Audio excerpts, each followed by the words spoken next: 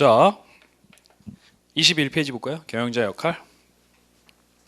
여기 그 H 민츠버그, 이 민츠버그라는 사람은 굉장히 유명한 사람이에요. 헨리 민츠버그라는 사람인데 이분이 말이죠. 아니 경영자들이 회사에서 뭐 하고 있어? 이렇게 해봤더니 실제로 이걸 크게 세 가지를 하더래요. 경영자들이 이제 실제로 회사에서 하는 역할을 시간도 이 사람이 뭐 따져보고 했더라고요. 근데 이제 첫 번째가 대인관계 역할입니다. interpersonal role.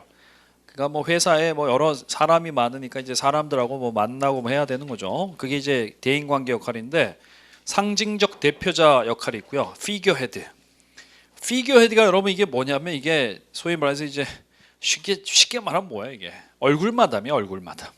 얼굴마담 역할이야. 아 사장님이 뭐 이게 자리를 한번 빛내 주셔야지 뭐 이런 거죠. 그러니까 이제 뭐 회사의 대표로서 어디 참석해야 되고 이런 거를 이제 피겨헤드라고 합니다. 그다음 이제 리더 역할도 하고요. 리더. 네. 뭔가 이제 리더십을 발휘하는 거 있잖아. 예. 회사에 뭔 일이 생기고 하면 딱 가가지고 이제 현장 진두지휘하고 뭐 이런 거 있잖아요. 예. 그다음에 이제 연락자 역할도 합니다. 그러니까 뭐 이 사람 저 사람을 이제 연결시켜주는 역할 뭐 이런 것도 하죠. 네. 그 연락자 리에이종이고 그다음에 이제 두 번째 정보 전달자 informational role. 이건 뭐냐면 이제 정보를 뭐 수집하거나 전파시키고 뭐 이런 역할입니다. 청취자는 그 회사가 우리 뭐 외부에 어떻게 비춰지는지 뭐 이런 정보 같은 걸 이제 모니터링하는 거예요. 모니터링.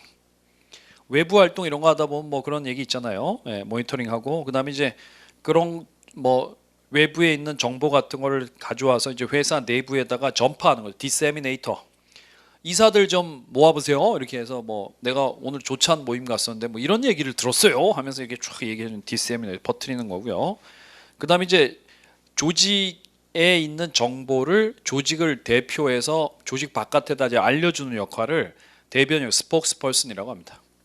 이거 이제 스포크스퍼슨이 뭐 하냐면 여러분 저 회사의 이미지가 좋은 게 좋아요, 안 좋은 게 좋아요?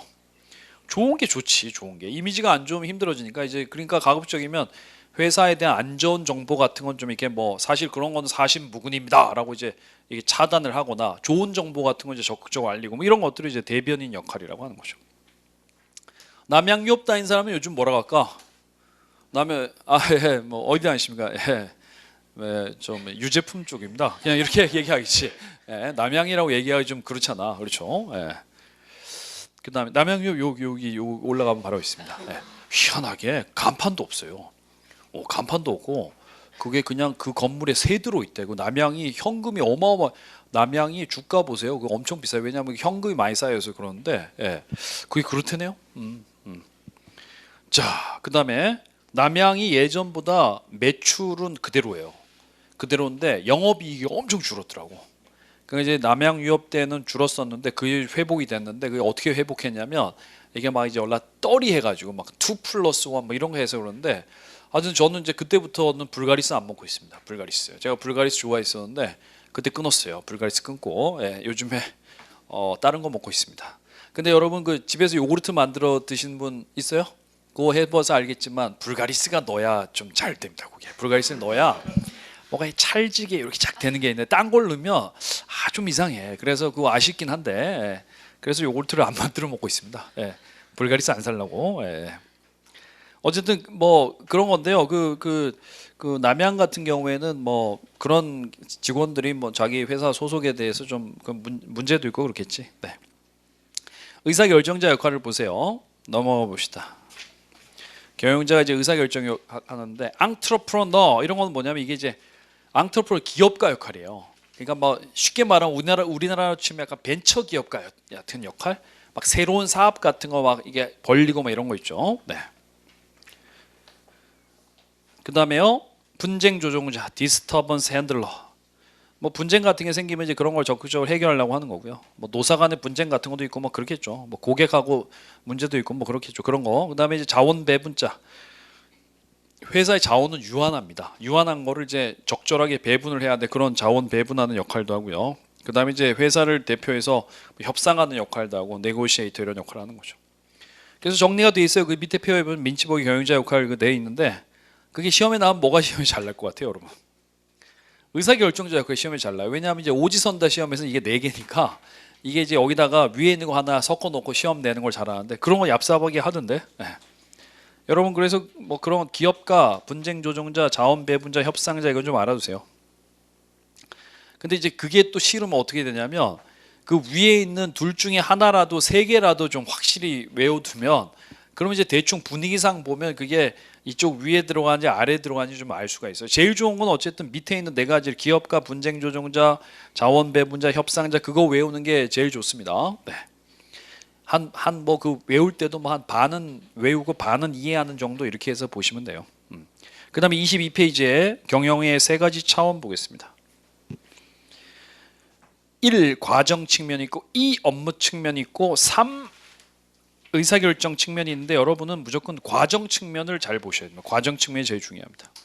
모든 경영자들이 이렇게 합니다. 계획, 플래닝, 그 다음에 이제 오거나이징, 조직, 지휘, 통제 이런 식으로 돌아갑니다. 이게 기업 경영 프로세스가 계획을 무조건 이제 플래닝을 하는 여러분도 뭐 시험 준비하시는데 여기 뭐 여러분들 있으실 것 같은데 뭐 공기업 준비하시는 분도 있고 뭐 저 공무원 준비하시는 분도 있고 또 저 뭐요 저 군무원 준비하시는 분도 있고 뭐 경영학 필요한 뭐 여러분들 계실 것 같은데 어쨌든 공부 계획을 세우는 거죠. 시험이 언제니까 저 뭐 몇 월 달까지는 뭐 어떻게 하고 이런 계획을 세우고요. 그다음에 이제 계획 세운 거를 실천하려면 자기가 갖고 있는 뭐 이렇게 금전적인 자원이라든가 시간 같은 거를 뭐 학원을 뭘 다니고 뭐 시간을 어디다 안배해서 하고 이런 거 이제 조직화를 하는 거죠. 이거 오거나이징이라고 합니다. 플래닝. 그다음에 오거나이징. 그다음에 이거는 리딩. 이건 컨트롤링. L 두 개인가? 컨트롤링? 맞겠죠, 뭐. 틀리면 그만이고. 네. 자, 이게 플래닝, 오거나이징, 리딩, 컨트롤링 이렇게 네 단계인데 요거는 이제 뭐냐면 이제 목표를 정하고 목표 설정하고 그다음에 이제 전략 수립. 목표를 달성하기 위한 방안을 전략이라고 합니다. 전략. 그러니까 여러분도 이제 뭐 다들 뭐 몇 월 달까지 합격한다라는 이제 목표는 세워놨는데 그 달성하는 방법에 뭐 학원 계속 쭉 다니는 분, 학원 쭉 다니고 학원에서 계속 남아서 공부하는 분도 있고 수업만 듣고 독서실 전략도 있고 아니면 수업 듣고 집 전략도 있고 뭐 여러 가지 방법이 있겠지. 아니면 이제 수업 듣고 뭐 스터디 전략도 있고 뭐 그런 거죠. 네. 그다음에 이제 요거는 자원을 이 목표를 달성하기 위해서 이게 자원을 조직화하는 거야. 그러니까 이제 예를 들면 뭐 어떤 거를 예를 들면 뭐 이런 거죠. 뭐 할까? 예를 들면 예전에 그 대우증권이 망하면서요. 대우그룹이 망하면서 뭐 이렇게 다 뿔뿔이 팔렸는데 어쨌든 대우증권을 그 산업은행이 샀어요. 그래서 산업은행이 대우증권을 사면서 얘는 이제 그냥 계속 증권사로 가는 게 아니라 저 뭐 골드만삭스라든가 이런 것처럼 투자은행으로 간다고 했어요. 그럼 이제 투자은행으로 간다고 하면 뭘 해요? 그 고객 돈을 받아서 돈 될 만한 데에 가져가서 막 투자를 해서 막 돈을 불리고 막 그런 게 투자 인력이 굉장히 필요하니까 뭐 그런 거에 대해 우리가 이제 예를 들면 뭐 투자은행이 될 것 같으면 우리의 이제 돈 이런 것들을 어떻게 투자를 할 수 있는 인력 같은데 키우는 거 아니면 그런 사람 스카우트 해오고 뭐 이런 데다가 이제 돈을 좀 써야 되는 거 이런 걸 이제 조직화라고 합니다. 조직화. 그래서 이제 계획 세우고 조직화. 네가 이런 일을 맡아 예산을 얼마 줄게 이렇게 하면 이제 일은 자동으로 돼요. 자신의 임무가 다 있고 거기다 예산까지 줬기 때문에 일은 되지만 일을 하다 보면 사람들 좀 기운 빠질 때도 있고 뭐 그래서 사람들한테 뭔가 동기부여하고 리더십 발휘하고 사람들하고 좀 커뮤니케이션하고 이런 거를 우리가 이제 지휘화라고 합니다. 지휘화. 그래서 동기부여, 리더십 발휘하고 사람들하고 커뮤니케이션하고 우리가 쓸 때 무조건 리더십이라고 쓰셔야 돼요. 발음할 때는 리더십 이렇게 해도 되지만 한글 저 공무원 수험생들 아시겠지만 한글 맞춤법 통일돼서 무조건 12로 써요. 멤버십 카드라고 써요. 없어 보이지만 다 그렇게 써야 됩니다. 네. 케이크도 마찬가지야. 케이크 발음할 때 케이크 하나 주세요. 이렇게 있어 보이지만 케이크 하나 달라고 하면 좀 그렇잖아. 하지만 쓸 때는 케이크라고 써야 됩니다. 케이크. 통제는 뭐예요? 이건 피드백하는 거지. 아 이게 해봤더니 아 이런 게 좋았고 이런 게 좀 안 좋았어요. 그래서 피드백 여기도 하고 피드백 여기 다 합니다. 이게 다. 예. 그리고 이 과정이 계속 반복되는 거죠. 플래닝, 오거나이징, 리딩, 컨트롤이 계속 반복되는 거죠. 네.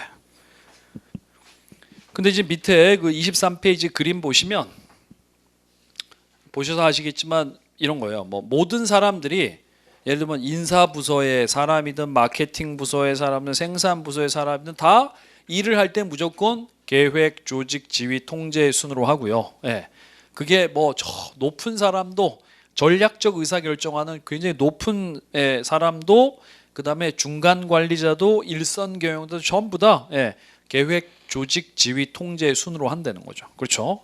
그러니까 이제 자기가 하는 기능 분야가 무엇이냐, 혹은 자기가 어느 수준의 경영, 제일 꼭대기에 있는 사람이냐, 중간에 있는 사람이냐, 밑에 있는 거와 상관없이 어쨌든 일은 전부 다 계획, 조직, 지휘, 통제 이 순으로 한다는 거죠. 근데 이제 이게 옛날에는 이게 이제 뒤에 가면 배워요. 이게 페올이라는 사람이 이걸 처음 얘기했는데, 페올 이게 프랑스 사람이 원래 불어로 읽으면 파올이라고 해야 되는데 파올. 근데 이 사람은 원래 뭐라고 했냐면 계획,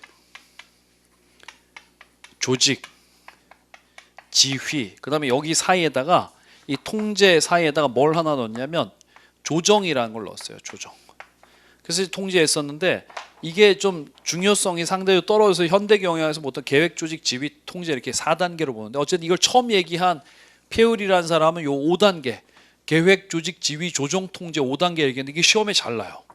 이게 시험에 잘 납니다. 그래서 이제 거기다 미리 한번 적어 놓으시고 뭐 저 복습할 때마다 한 번씩 보면 되지. 바로 뒤에서도 나오기 때문에 또 확인하실 수가 있어요.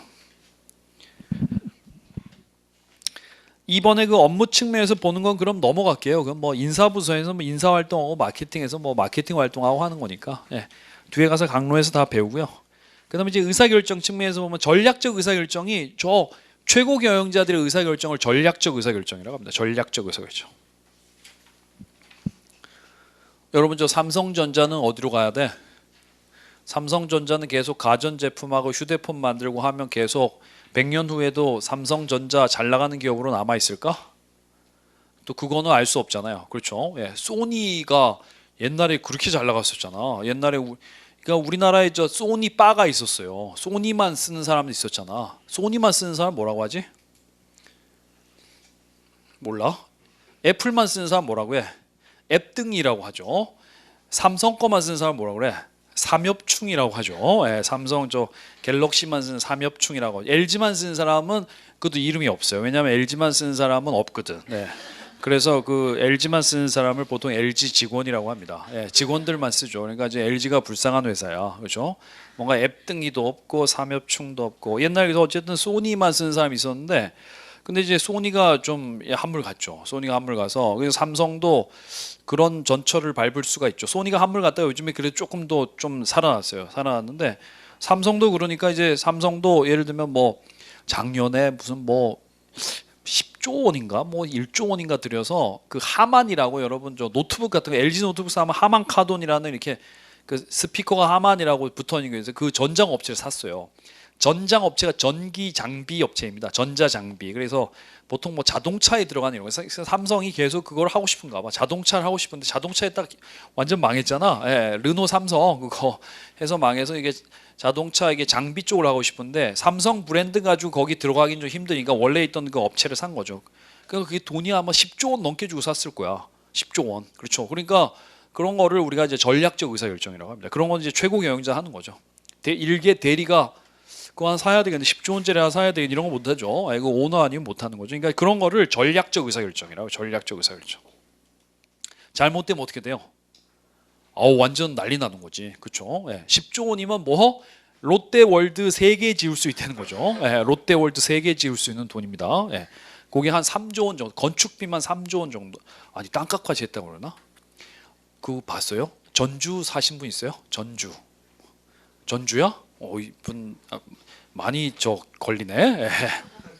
전주 시내에 보면 무슨 도청 앞에 공터 큰 거 있습니까? 거기에 대한방적? 아주 무슨 공장 부지랬는데? 하여튼 큰 부지가 있대 거기에. 큰 부지 봤죠 그거?